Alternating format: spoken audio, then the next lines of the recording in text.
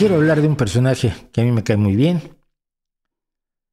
Y así que vamos a abrir nuestra galería nocturna.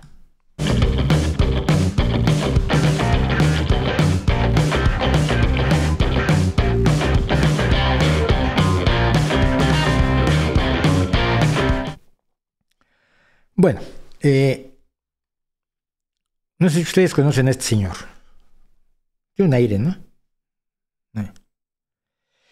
Este señor, claro, viendo el nombre saben quién es, pero si hubiera yo presentado, que era mi idea original, lo debo decir, simplemente esta fotografía de este señor con su papelito en la mano y su cigarrillo en la otra, nadie sabría quién es. Pero efectivamente es Maurits Cornelius Escher y es uno de los artistas gráficos más importantes del siglo XX. Y lo peor del asunto es que es un personaje tan enormemente influyente que es increíble que no se le conozca. Y es increíble además que todo lo haya hecho como artista gráfico y no como un artista plástico, que es como yo creo que se le debería considerar, de altos vuelos.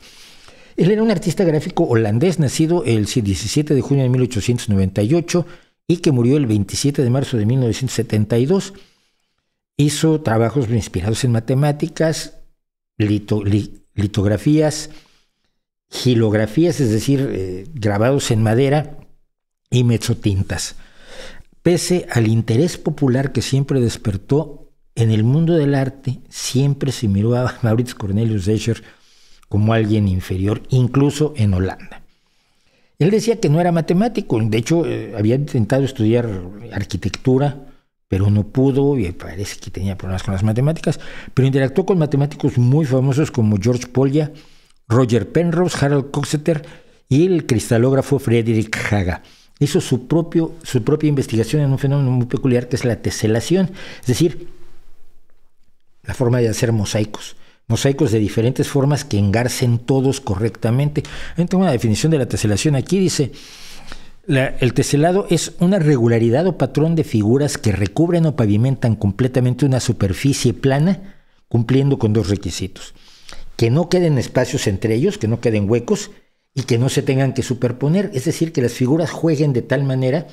Esto lo podemos ver, por supuesto, en los maravillosos mosaicos islámicos y en trabajos posteriores, pero evidentemente en la antigüedad son muy asombrosos los trabajos de mosaicos, de azulejos, de teselas islámicas que con formas muy extrañas consiguen cubrir todo un espacio. Y de hecho, este hombre, Maurits Cornelius Escher, dos de los lugares que le inspiraron toda su vida para el trabajo que realizó fueron su visita a la Alhambra en Granada, donde hay unos mosaicos maravillosos. Yo acabo de tener la oportunidad de estar, todavía hace 3 años volví a la Alhambra, he estado 2 veces, y la Mezquita de Córdoba. La Mezquita de Córdoba que tiene también trabajo artístico absolutamente impresionante. Con base en todo eso, Escher realizó lo que vamos a ver, seguro usted ya lo ha visto, sería rarísimo que no hubiera visto la gran mayoría de lo que va a mostrar. Primero que nada, que se llama Relatividad. Esto se ha rehecho en cine, se ha utilizado, se ha recreado en cine, se ha utilizado en fotografía, lo han tomado otros pintores, porque juega con la idea de precisamente la relatividad, la escalera que sube o baja. Si tú ves simplemente una escalera, no sabes si sube o baja hasta que ves una persona en ella.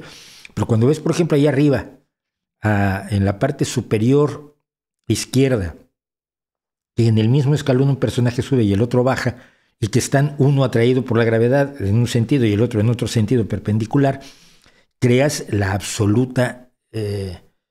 absoluto desconcierto que consigue visualmente Escher con esto, que es evidentemente imposible desde el punto de vista matemático.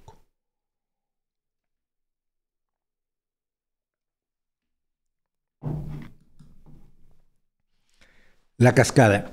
Esta cascada es imposible y ha habido intentos de más o menos simularla de manera tridimensional.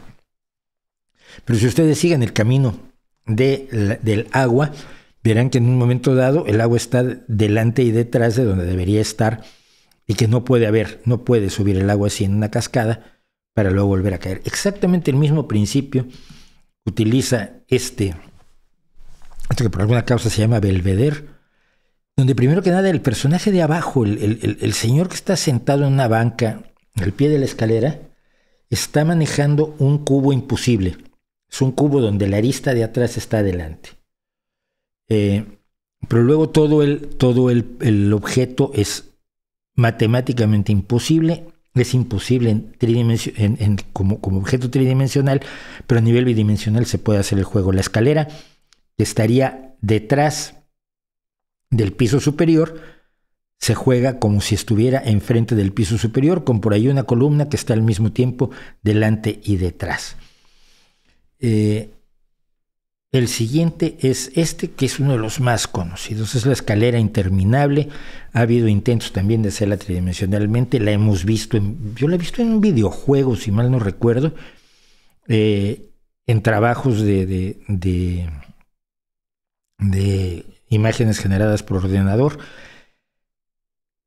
No es solo el crear este objeto imposible, sino el crear este objeto imposible y darle una dimensión humana, quizás con estos extraños personajes como frailes con sus capuchas que suben interminablemente y bajan interminablemente unas escaleras que no van en realidad a ningún lado. Una cosa que hacía, además, le interesaba mucho a Escher eran las perspectivas esféricas, y hay dos obras clásicas de él en ese sentido. Es este ojo con el cráneo, que yo lo usé como símbolo además en mi juventud. Me pareció siempre extraordinario. Para los que se enojen porque uso un inocente anillo de calavera que lo han acusado de ser masónico, satánico, del heavy metal, de los rituales de no sé qué lugar del Pacífico Sur. Es un anillo de calavera, me recuerda que todos vamos a morir y que todos somos iguales por dentro. Nada más, porque aquí no sabes de qué sexo, género, raza, estatura o demás es el dueño de esta bonita calavera. Es lo único, pero bueno, se ponen como locos.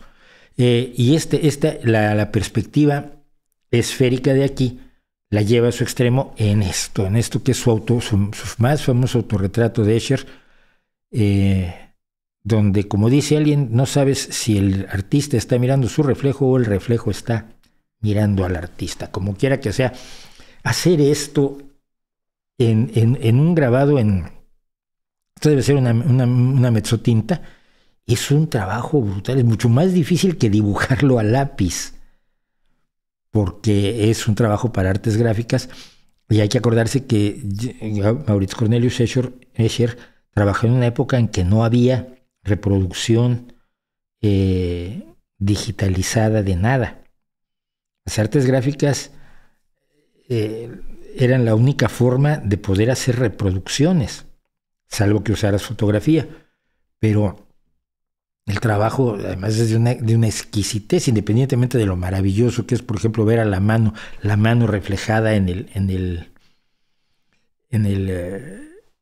la parte de abajo del objeto reflejante, de la esfera reflejante, y esa deformidad que es atrapada maravillosamente por el autor. Y me gusta sobre todo a nivel de perspectivas, porque aquí él crea la perspectiva mediante la difuminación del color. Es un artista que trabaja poco con color, pero cuando empieza a trabajar con el color hace este tipo de cosas. Lo que nos da la distancia no es solo la diferencia de tamaño de los extraños peces voladores con 4 alas que nos está ofreciendo, sino el hecho de que los que están más lejos tienen menos color y su negro es un poco más gris. Esto es lo que nos da una profundidad similar a la que nos podría dar una visión real. Este es uno de los fenómenos de teselado, de creación de mosaicos que interpreta de manera tal que crea una transformación Escher. En este caso, un pez se acaba convirtiendo en un ganso. Tenemos muchos casos de este tipo de transformaciones, de metamorfosis, que Escher hace jugando con la idea de las teselas. Las teselas son los mosaicos estos. Cada trozo es una tesela y el teselado es la forma en que embonan todos para crear para pavimentar, para cubrir un espacio sin dejar espacios y sin traslaparse. Y en el mundo de las transformaciones tiene dos obras que son clásicas en cuanto a 3 dimensiones. Aquí estas extrañas lagartijas, un poco quizás más dragones, porque allá al fondo echa humo, que salen de la hoja pintada de un diseño que también es de Escher, por supuesto, de teselas de lagartijas o de dragones de Escher. Y la lagartija sale, sube por el libro, llega a un hexaedro, me parece que es. Echa humo, baja nuevamente y se reincorpora nuevamente a la página bidimensional. Todo esto además con una decoración maravillosa. Siempre me fijo mucho yo que abajo a la izquierda lo que tenemos es un librito de papel de fumar Job, que era una marca de cigarrillos y de papel de fumar muy famosa, de la que hizo muchísima publicidad Alphonse Mucha, que en realidad se dice Muca, pero nadie lo entiende. Alphonse Mucha, que es alguien de quien tenemos que hablar un día en nuestra galería nocturna. Pero a nivel de transformación, este es famoso, porque son 2 manos dibujándose a sí mismas y que también surgen de lo bidimensional a lo tridimensional con una imaginación extraordinaria por parte de Escher. Y finalmente voy a dejar esto puesto porque es el último grabado que hizo en su vida en 1977 don Maurits Cornelius Escher, con una simetría triangular, donde cada una de las serpientes forma una parte de un triángulo o de varios triángulos, que además están entrelazados con una serie de círculos que forman a su vez un mosaico. Este es un sujeto que a mí siempre me ha gustado, me ha llamado muchísimo la atención. Lo he usado como portada, lo he usado como inspiración incluso de cuentos, y me parece que aunque es recordado y está presente en todos lados, nunca está por demás recordarlo porque está allí don Maurits Cornelius Escher.